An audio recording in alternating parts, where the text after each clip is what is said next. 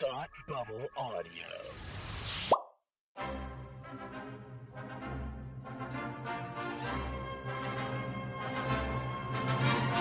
Look, up in the sky! You will never find the more wretched hive of scum and villainy. Welcome to Beer with Geeks with Tim and Frank.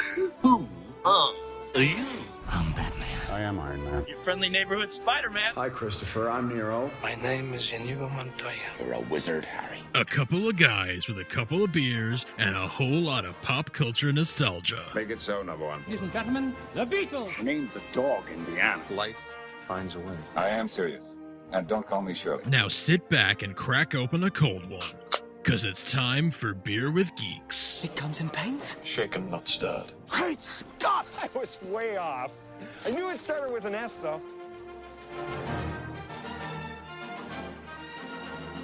Hi, and welcome to Beer with Geeks, where two geeks geek out with beer. I'm Tim, and with me, as always, is my man who loves a good asterisk. It's Frank. How are you today? Or do I? No, I'm more of a double dagger guy myself. That's the one that I like. Yeah, That's the one you like? Interesting. Yeah. Mm-hmm. I like an asterisk because it sounds almost like it's going to be a swear word, but it's not. It's just grammar. Yeah.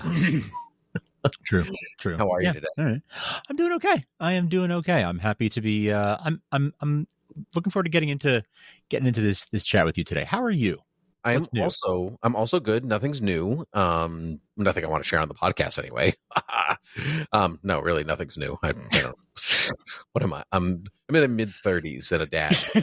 What do you think is new? Nothing. Yeah, absolutely nothing. But anyway, what are you drinking today? I am drinking a machine Czech style Pilz. Oh, no. Okay. Machine Pilz, Czech style Pilz from the Bunker Brewing Company of Portland, Maine. Sounds delicious. It's crisp. It's refreshing, just like spring weather should be. It is neither of those things outside my window. Not right now, no, but muggy. Should be. But it makes everything green, so I'm not complaining. I like exactly. Yep, the rain when it's not in my house. I like the rain. That's the that's the best place for it. Is not in my house. Not in my house. Yep. Agreed. Yep. I am on my last Daura Damm. It is from Barcelona, 1876. Although the beer, it's the one I'm holding itself, is not as old as 1876. I hope, but I haven't tasted it yet, so we'll find out. What's the verdict? Not as old as 1876. Okay, woof, that's a relief. Close one, really, truly. Yeah, could have been. I feels like I've had it in my fridge since 1876. So I'm ready for new things. It's the tough part about buying a 6-pack, where because I rarely have a drink outside of this show. Like in a weird way, like my basically one beer a week when we record this is when we record this program. Program. Yeah, there are weeks that is true for me too. Yeah, right. And not always, but like if I do have one, it would be out of my house.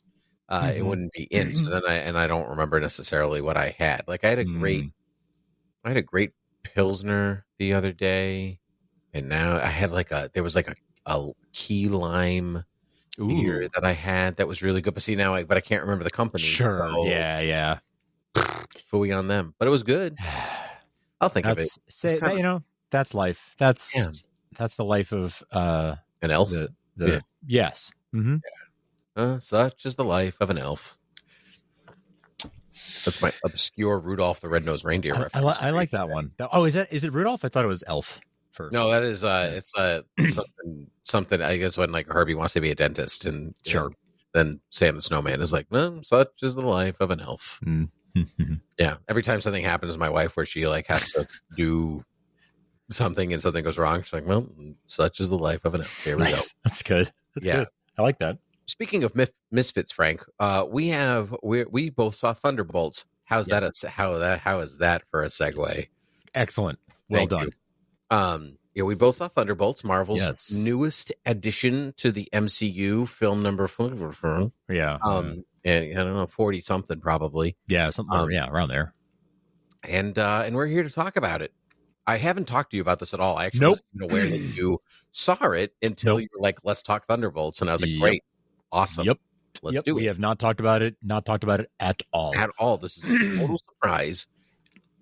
I will go first since we know that I saw it. I really liked it. I think it's one of the best ones they've put out in a good while. And I feel like every time Marvel puts out a movie like that's good, people are like, it's the best one in a good while, which I was like, but Deadpool and Wolverine was great. And I just saw that one last year. So a while, I mean a year? Like, and like Daredevil was great, but that just finished. So like, you know, Falcon and Winter Soldier, Captain America 4 was a movie that I saw. Yes. Anyway, but this one I fully enjoyed. I thought it was great, and it worked. It worked subtextually as well as textually, and I really enjoyed it. What did you think? I was sort of up and down about it. I thought it was, on the whole, I was like, that was pretty good. But I was happy overall with like how each character came out of it. I think I was sort of going along through the whole movie, sort of trying to figure out I was trying to categorize it the whole time. I was trying to be like, is this it's not a heist movie. It's not a, you know, like, what is the thing that it is? And it's kind of, it's an Avengers movie. That's what it is. Yeah, really is what it is. What it is. So I think I was trying to figure out what it was I was watching the whole time. And it wasn't until towards the end that I sort of realized, like, it's not really any of those things. It's just a superhero movie. Like, it's really straightforwardly a superhero movie. It is straightforwardly. Well, yes, it is. I think that's part of the cleverness of the film is that they are decidedly not superheroes. They are decidedly not right. The formula is that of a traditional superhero film. Exactly. Yeah. But they are not heroes, which inverts the formula slightly. Yeah.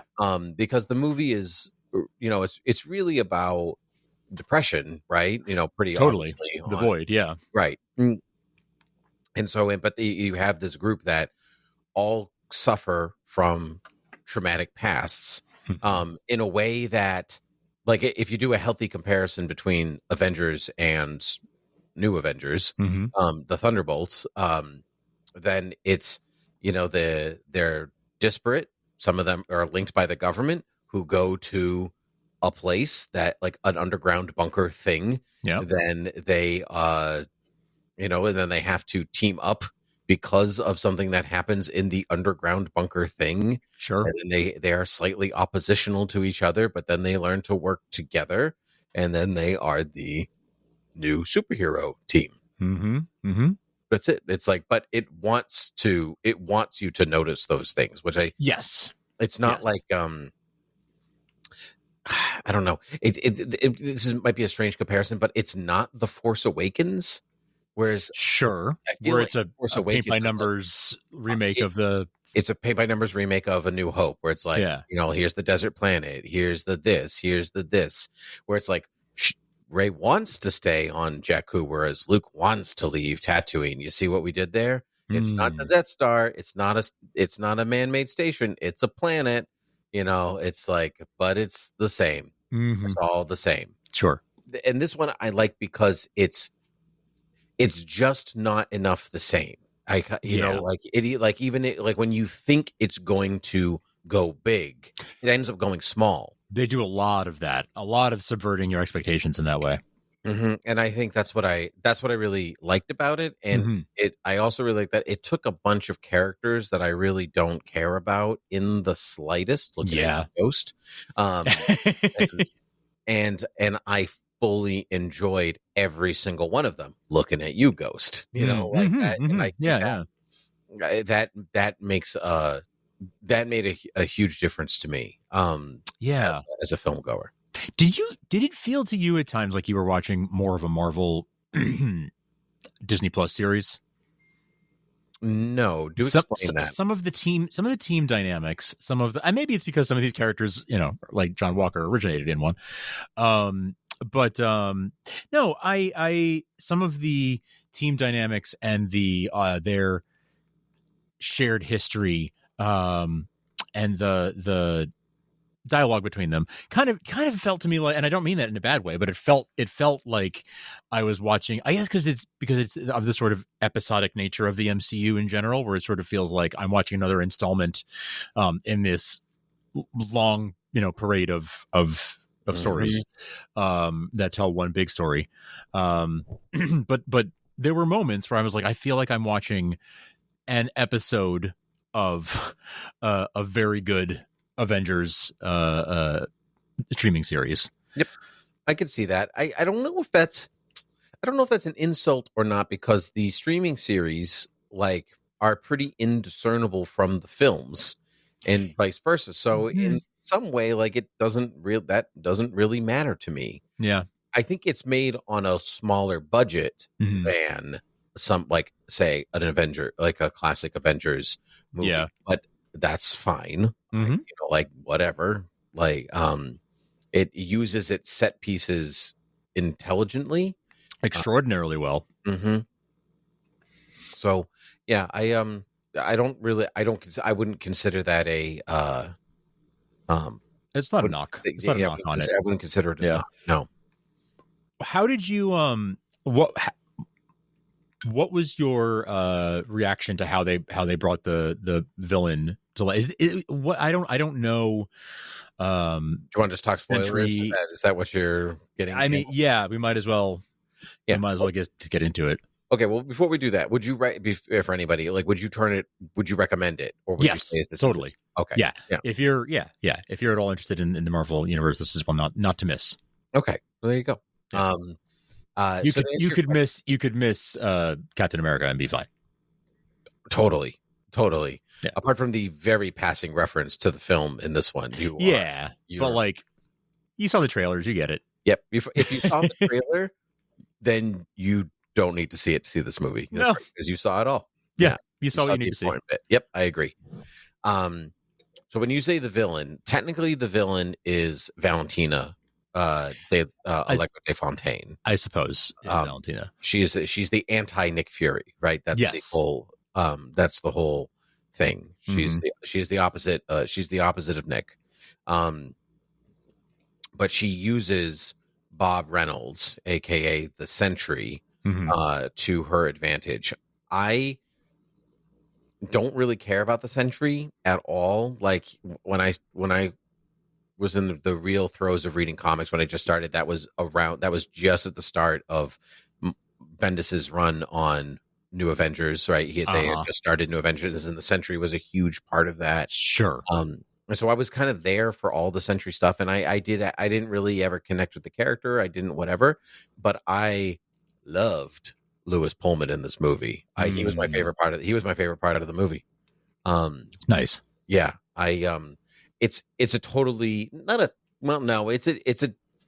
it's a really less complicated version of the Sentry, who has an extraordinarily convoluted Marvel universe thing going on. I see. But this, I liked that you have every character is a replacement for a previous Avenger in some way, right? So you have White Widow, who is for Black Widow, right? Elena, who is for Natasha. You have Red Guardian and U.S. Agent for Captain America, or even you really have Red Guardian for Thor. He's kind of for Thor, boisterous Thor-ish kind of guy. Yeah, you have U.S. Agent and Bucky, for Captain America, or Hawkeye in some way. One of them is one of them's Hawkeye-ish, one of them's Captain America. You have Ghost for Vision, capacity, right? So try to think of the original Avengers. The numbers aren't exact. The amount of them are not. The numbers don't exactly work out. There's not really a Tony analog. There's not really a. I guess Ghost is the Tony. I'm just thinking like you have the technology person or whatever. Yeah. So then in that way, Ghost. But then you have Bob Reynolds, and what Avenger are you missing? The unstable, Incredible Hulk. Right. Right. Right. And so, but instead of anger, it's depression. Mm-hmm. And I really liked that the Hulk in a lot of ways was going to be a weapon for the government, runs from the government, does all these things, and you have that kind of thing again. Mm-hmm. He can't be the Sentry without being the Void. The Void also causing destruction, and then, but it's just done in a really different way with real. Not that the Hulk doesn't have real feels or anything like that, but you feel for a guy who had a tough life, and it just continues to rain on him. Yeah. But he is reading Rick Rubin's book, so good for him. That's true. Good for him. Yeah, good for him. No, I really liked him. I liked the use of Sentry, like, they're looking like, I want my own superhero. Yeah. So here's a golden guardian of good, like ostentatious yellow suit. You think the gold's like, that's a Tony callback, right? I think the yes, gold, right. Ostentatious. I think he looked great. They like even comment like, dye your hair. It's all about the optics of something and how that too much government oversight is, it's basically the U.S. agent thing all over again, but this time with a bigger, like a even larger, super soldier, like, because that's basically what he is, right? Yes, absolutely, yeah. Bucky, John, and Alexei are all super soldiers. Yep. So, I what did you think? Yeah, I thought it was it did a really, really good job of making these characters, putting these characters in a situation where they had to work together, right? And like making that sort of the thrust of the whole thing, right? Because that's what Allegra says at the beginning. She's like, I couldn't think of a worse group of people to work exactly together. Exactly. And they set it up, she set it up and then we watched that them struggle through that. And that was where the heart of the movie was for me, was those characters sort of forming a dynamic, a team dynamic. What I think I loved about it the most is that with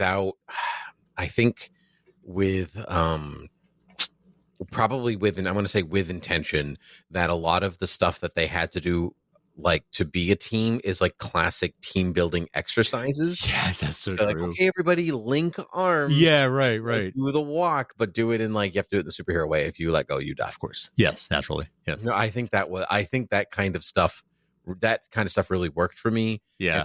Like, there's some like really good classic symbols that work out, like they're all pitted against each other and none of it's working. But then when it starts to work, John cuts open the cactus and offers food as kind of this like reconciliation between all of them. And now they're good for it and stuff like that. Really, the stuff like that really worked for me. Yeah. Early. Yeah. Like, it just, I want to say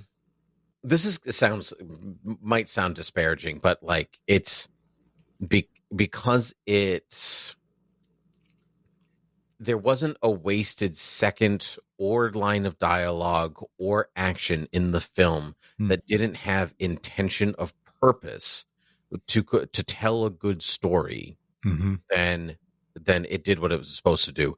And I said that might sound disparaging because there's definitely Marvel films that don't do that. Oh, sure. That don't think that way or aren't made that way. But that's what I think. That's why I think this one was pretty elevated, because every time you it either does something quite classic, like, food for, for reconciliation, for communion of some kind, or you think it's going to go big, the big, like, the crane is falling into this. And you're like, oh, they're going to have to run across that at some point and they're going to do the thing. And like, it doesn't touch it. Like, that's it. That's the amount of destruction and everybody's okay. Yeah. Really, everybody's okay. Yeah. Maybe not emotionally, but sure. Yeah. But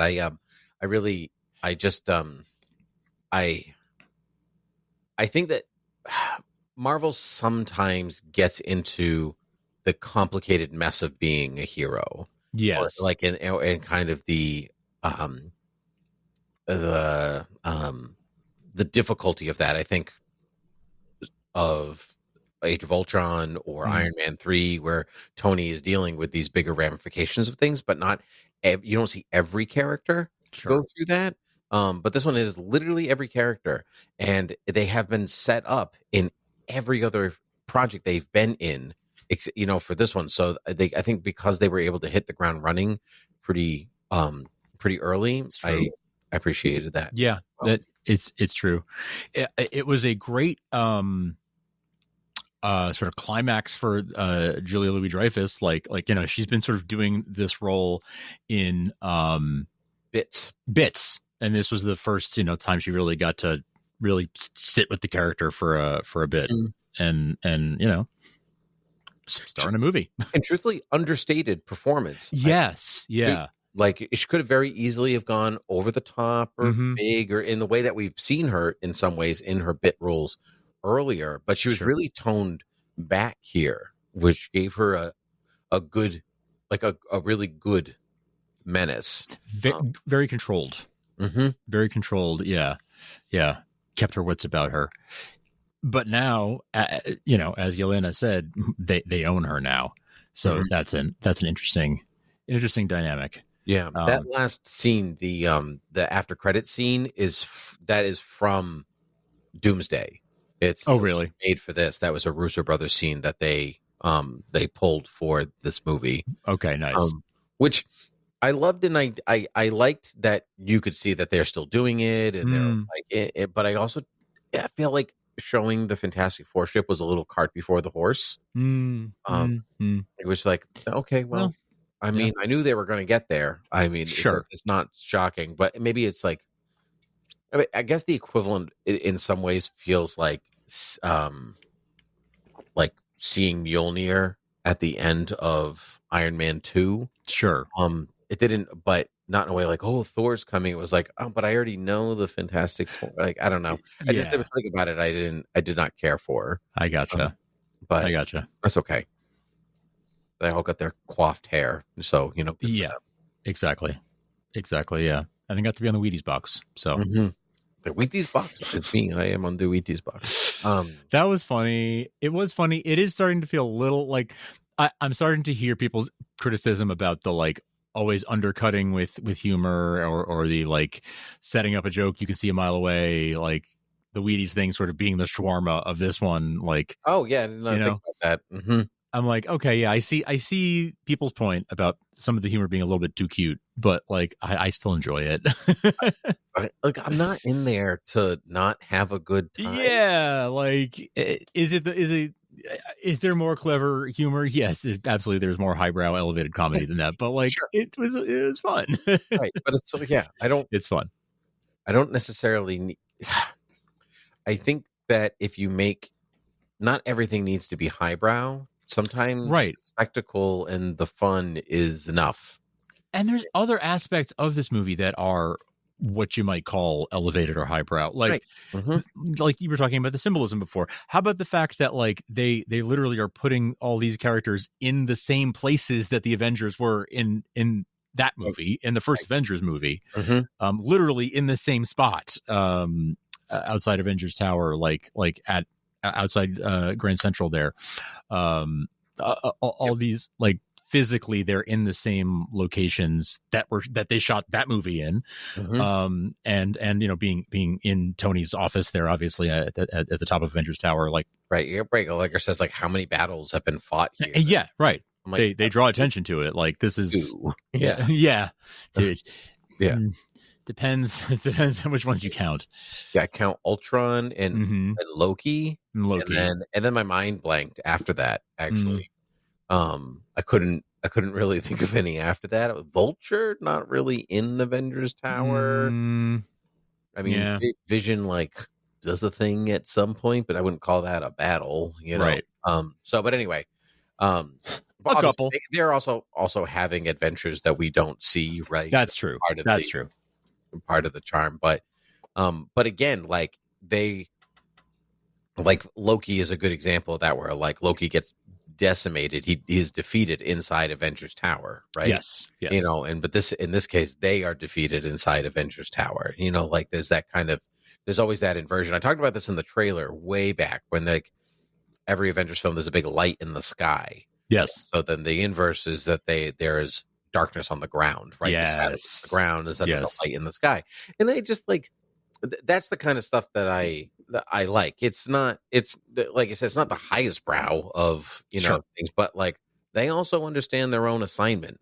Like, they know their audience. Like in their, I'm sorry, everybody, their audience is skews a little younger. They're not making the movie to please the 45-year-old, right? Well, to please the 14-year-old.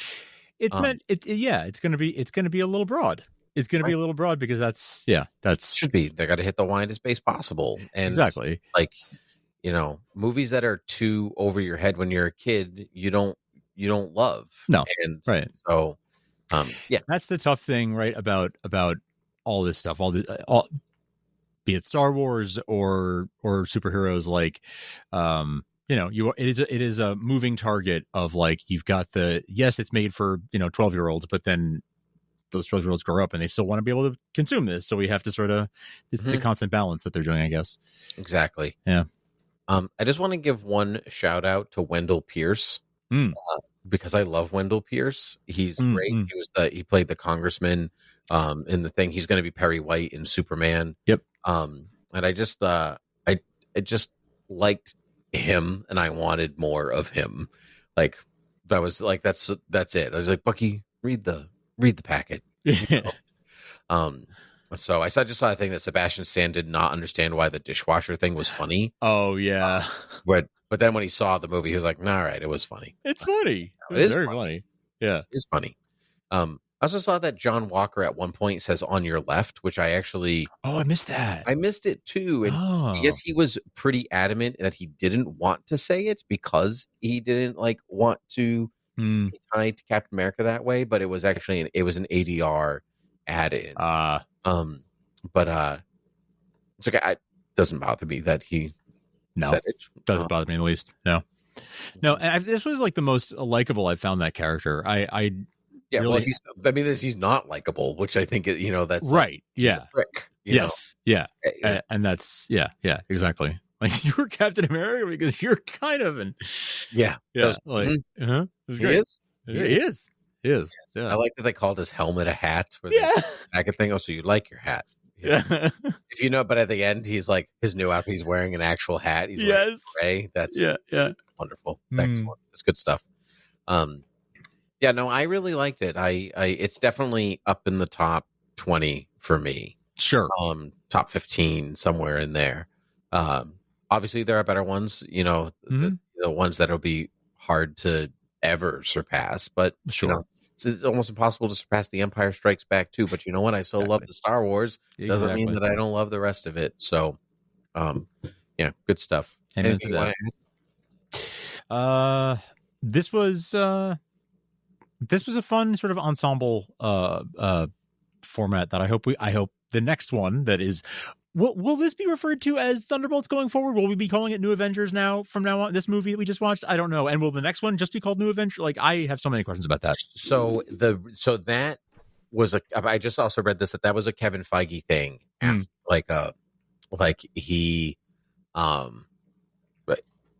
After the pitch, and they like kind of made most of it, and they were like, "Oh, no, it's going to be New Avengers, and we're going to call it this, and this is a good pivot for like where things are going." So I don't think we're going to call the movie the New Avengers. It's going to be Thunderbolts, but like just so we're clear, they are the they are the Avengers. I was hoping that asterisk would pay off in some way, and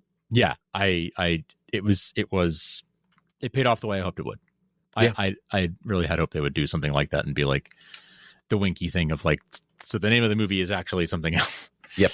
What I really liked about that is like, these are the Avengers, and then that like open the beginning of the credits like, are they? Yeah. Are they? Because because my first thought was like, really, that's that's your new Avenger lineup, huh? And then they're like, no, just, it is, but it is, but it isn't. And even though I really like them, but they all just punch and shoot as like, yes, that was great. Yeah. But anyway, Frank, where can the people find us? Well, you could go to beerwithgeeks.com and find us there. That's usually a good place to start. You can check out past episodes, the whole MCU going all the way back, and you can hit us up at patreon.com/thoughtbubbleaudio if you want to support us in that way, or rate and review the show and listen and watch on YouTube or in any podcast app, Spotify, Apple, you name it, we're there. Those are the places that I would start with. I would go there. I would go there myself right now. Maybe later. Go to This Comic Cooks on YouTube. Once a month, we do a This Month in Superman segment over there. We sure do. But Frank, it's always a pleasure to talk to you. So until next time, cheers. Cheers.